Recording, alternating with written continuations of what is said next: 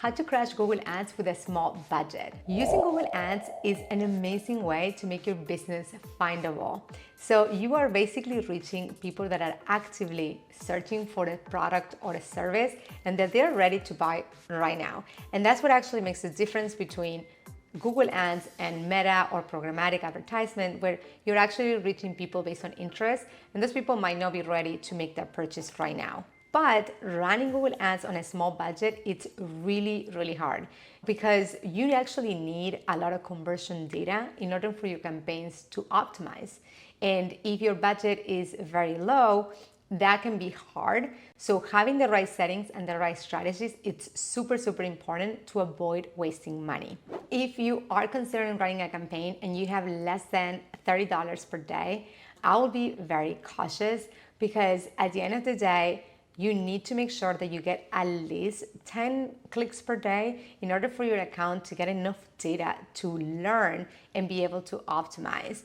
Depending on the industry, I will do some keyword research to figure out what is the average CPC that I should be paying, and I will use that to inform, but definitely be cautious if you have a low budget, less than $1,000 per month. To run profitable campaigns, you need data. So you basically need at least 30 conversions over the past 30 days.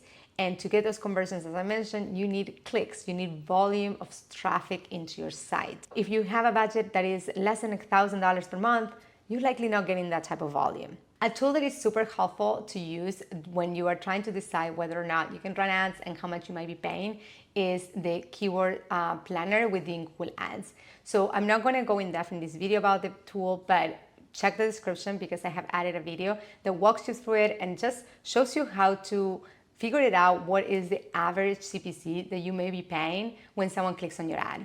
Hey, I'm Candelaria and I've been running ads campaigns for the past 8 years. I have managed over 120 millions of ad spend for Fortune 500 companies as well as small local businesses. And I am super passionate about media and running ads and honestly helping my clients make money with ads. Now I create also educational content. I try to provide as much value as possible in my videos. So if you're interested in running ads, make sure that you subscribe and hit the bell to get notified when my videos come out. To run campaigns in a small budget, you need to make sure that you have a solid offer. So something that people want. You have conversion tracking, so you're tracking form submissions, bookings, calls, purchases on the site. You need to have solid conversion tracking and also a high converting landing page. If you don't have those three things, don't run ads because you're gonna waste money. Those are like the foundation of any ad campaign. So make sure that before you're running ads, you have the right conversion data coming in, that you have a high converting landing page that is actually optimized, and of course, an offer that people want. Google prioritizes good user experience. So even if you don't have the biggest budget and maybe your competitors are willing to bid a lot more, if you're providing a good user experience, if you have the right targeting, ad copy, and landing page, that will play a role also even if your bids are lower.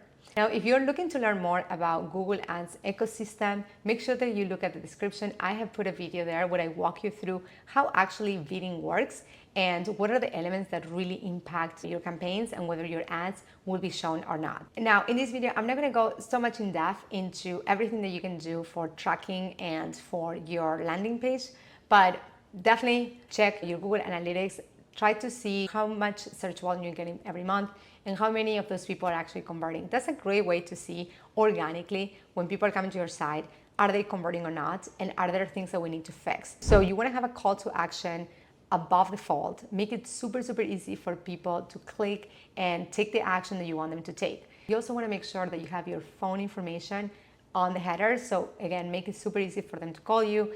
Throughout the landing page, make sure that you have enough call to action buttons, that is well organized, and that the content is very relevant to the keywords that you're going to be targeting. If I'm looking for remodeling cabinets, but I'm coming to a landing page that is all about pools, not relevant. So not a good experience. I am not going to convert, and I will, as a business, you will have paid for that click and I would have never converted. So that's kind of really waste of money. If we have a small budget, we need to be super, super efficient. If you don't have tracking in place, make sure that you add it before you start running ads In the description, I added a video that shows you how I will create conversion tracking for a lead form, which is most likely what you will be using. And I'm also going to create a video that is about calls. So again, make sure that you add a conversion before you start running your campaigns.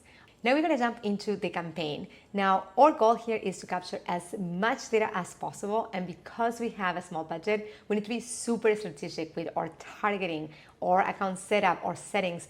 Everything has to be perfect so that we are not wasting any dollars. Once we open the account, the first thing I want to check is my conversion goals. I'm going to come into goals, summary, and then here are the conversions. Now, this is a test account. We're not going to create our campaign here, but it's just to show you, what that would look like. And if you see something like needs attention or inactive, you can actually do a troubleshoot. So if you click here, it's going to basically walk you through testing that conversion, and you can see if it actually fires or doesn't. Okay, so now we're going to jump into our keyword planner. I'm going to show you very quick how to do some keyword research. And as I mentioned, we want to focus on keywords that have really high intent because we don't have money to waste on generic keywords. You can actually paste in here a set of keywords that you want to see the search volume for, or you can do discover new keywords. So I'm going to do this for, let's say, med spa. So I'm going to put spa services and see what comes up. As you can see, there are a ton of different keyword ideas, and there are settings like location. I can update this to be Miami, where I'm located. And then I can also change the language. I can change here like the network, but because we have a small budget, we're going to focus just on Google. And then I can adjust in here the time frame that I want to look at. I can see like month over month search volume, and I have all these amazing keywords here. I like to sort by monthly searches because we really need data. So I want to focus on keywords that have a lot of search volume, but then of course, from cost perspective, they are more affordable. And I want to focus on keywords that have high intent because I do have a small budget, so I have to be very specific. We have here the search volume. As you can see, top of the page read, low range, high range. This is basically showing me historically how much advertisers had to pay for those keywords. So when I look at this, I had to think, okay, I might be paying $7 per click if I'm focusing on this specific keyword. And then I will use that to also kind of decide what type of budget I have to give every day or how many keywords I can include in my campaigns. This is a very good one if I offer massages. It has a lot of search volume and it's actually not expensive keyword. And it has the near me, so this is hinting someone is looking to go to a place to get a massage. So maybe I want to get this one. I will start creating kind of my keywords here for my ad group. Maybe I offer couples massages and that's something that I want to add. Maybe I don't offer Chinese massage, so I could add it into a negative keyword list. And this is going to be helpful because when we are thinking about keyword targeting, we don't just want to think about keywords that we want to target, but we want to actually get a big list of negative keywords that we want to avoid showing our ads for. And then I have like prenatal massage. So let's say that I do offer prenatal massages. I can also add that in here. So in my keyword, I will basically have in here the prenatal massage. And the thing is that those keywords are more specific. So these are people that are not just looking for any massage. They're being specific about what they are searching, showing more intent. And if I offer couples massage, great opportunity to include it. Now, we don't need so many variations. So I don't really need massages, places near me necessarily if I already have the massages near me. So I can choose keywords that have the most search volume and from a CPC standpoint, they're not as expensive. Now, let's say that I also offer facials and I wanna have facial keywords in my ad group. I can create a different ad group because we are grouping things by theme to focus on facials. Now, I might say, okay, let's see, facial treatments. I have facials near me. I can see $7. And if I continue going down, I have hydrofacials. It's a little more affordable, but it's also a shorter tail keyword, meaning like hydrofacials could be someone that is looking to know about hydrofacials. It could be someone that is looking to do one at home. So it's not very specific. Same thing with facial masks. They might be cheaper, but that doesn't mean that they're better keywords. And the search volume is less. I want to focus on keywords that have high search volume and that are a little bit more specific. I might want to go with that one. Maybe I will do like the facial near me as one of the keywords. So I'll have it over here. But I hope that you get the idea. We are fishing here, trying to find the right keywords. And there are other tools that refine keywords. And this is basically going to show me, okay, branded and non-brand keywords. So these are brand keywords that I would want to actually exclude these keywords. Like I do not want to be showing when someone is looking for Clarine's facial treatment or whatever, because those are different brands. So this gives me ideas too of negative keywords that I can add. I can also change in here, let's say that I don't offer waxing and I don't offer some of these services. I can start compiling my negative keywords as well of services that I don't offer. So I have some good ideas already of some of the keywords that I can have. I also could keep something a little bit more, let's say spa packages. So if I want to have a general one, I know that Valentine's is coming up and maybe people are looking for day spa to do with their partner. So that's something that I can also select. And I could have one that is more day spa near me and just have like an ad group that is basically more general. So this could be a general ad group.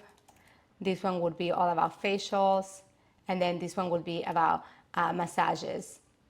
And so that's how I would group them and basically come up with different keywords that I want to have.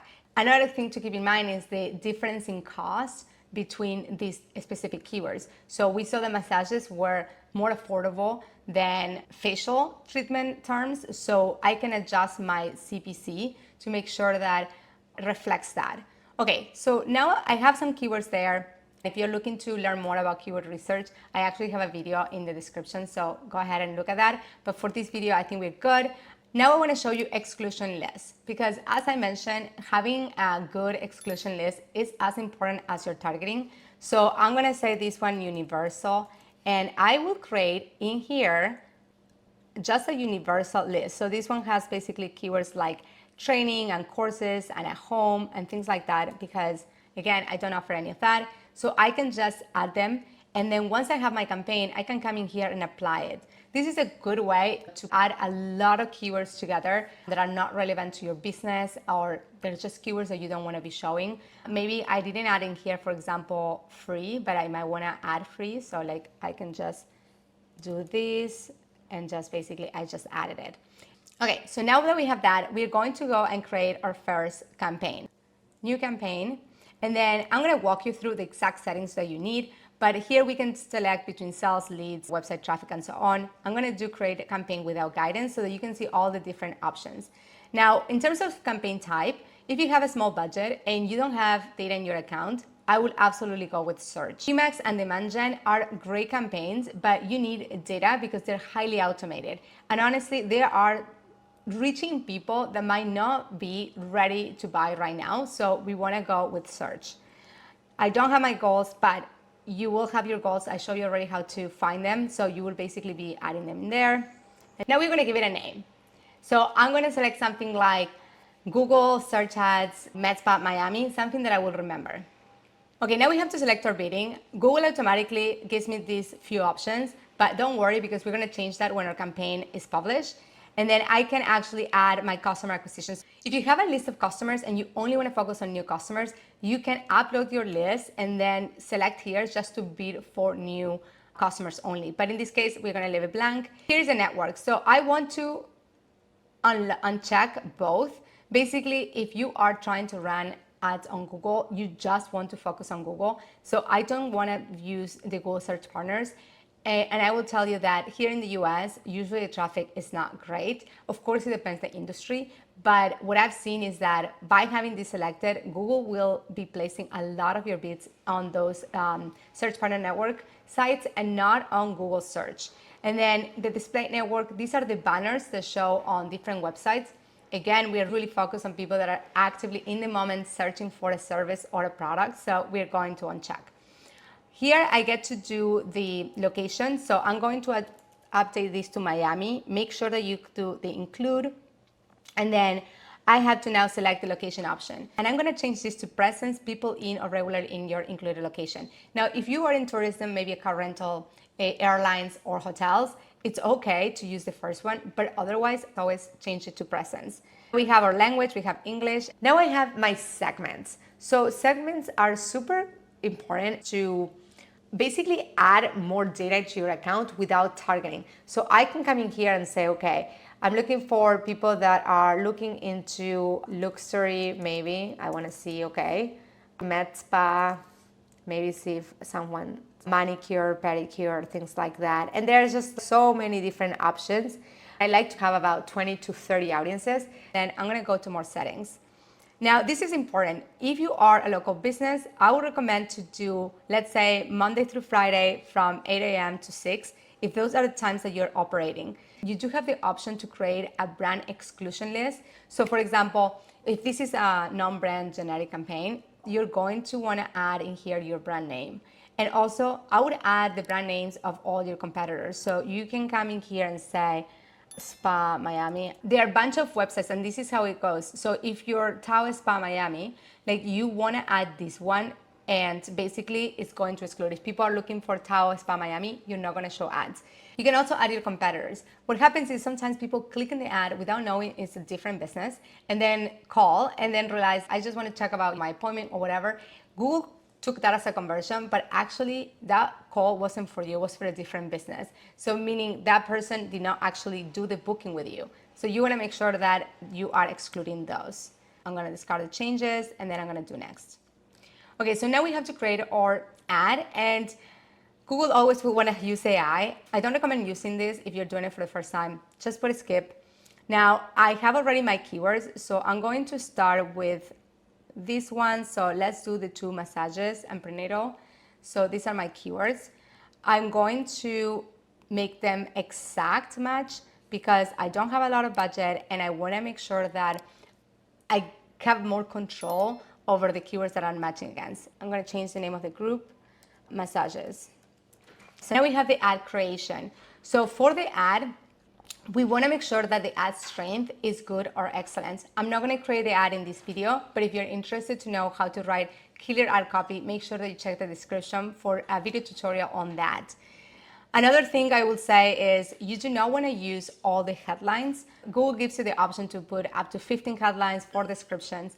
And the way that responsive search ads work is basically Google will create different variations of your ad. What happens is, if you have 15 headlines for descriptions, you're going to end up with about 2,000 or so variations. Each variation needs at least 1,000 impressions in order for Google to know which one is the top performer. You don't have budget for that, and right now we really need to focus on data and like getting basically everything condensed. I would say start with some headlines and descriptions, make sure that your ad strength is excellent or good, and don't worry about filling them all out. Now we have the extensions, so your site links, your callouts, your image extensions. We want to make sure that we use as many of them as possible. I'm going to create a different video on extensions because it's just another topic, but I will say make sure that you're using them. If you have, let's say, your med spa, you offer massages and you also offer, we say, facials, you can use site links to drive people to specific landing pages. Again, these are super, super important to improve your click-through rate. And overall, it's going to make your ad strength better and help your campaign's performance. Okay, so now I'm gonna do next, and I have to select my budget. I'm going to select set custom budget. Let's say that I only have $50 per day. That's what I'm gonna put in here. But as I said before, you wanna look at the keywords CPC and see, I wanna get at least 10 clicks. Based on that, make the budget that you wanna give. Okay, so here I have my campaign. I can take a look and see how everything looks like. I'm going to publish. It's gave me an error because I didn't add the ad, but that's okay. And now I have my campaign here. So the first thing we wanna do is adjust the bidding. I'm going to change it to Manual CPC. So I will, it's not getting me. There we go, Manual CPC. Now, a lot of the times, advertisers go back and forth whether we want to use Manual CPC or max clicks. Both work, and sometimes it really depends. If I have a little more budget, I might start with max clicks, but Manual CPC will give you the most control. Okay, so now that we have adjusted this, we're going to jump into changing the CPC bid.